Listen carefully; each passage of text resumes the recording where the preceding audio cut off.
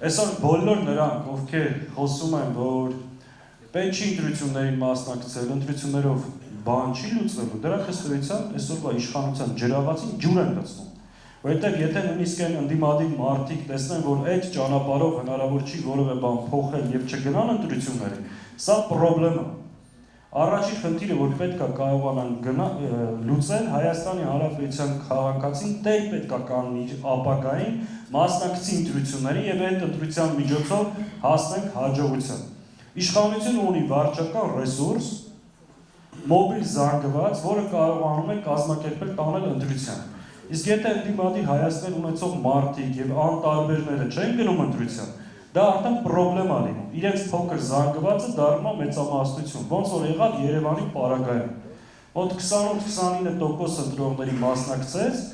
եւ այդ պարագայում ինքը կարողացավ վերարտադրվել։ Հետեւաբար շատ կարեւոր է ընտրողների բարձր մասնակցությունը։ Եվ երկրորդ հարցը, որպեսզի ձայները չփոշիանան։ Եթե այսօր խոսում է տարբեր ընդդիմադիր միավորներ մասնակցել ընտրություններին շեմը չհաղթահարեն, դա մեծ խնդրեմ է,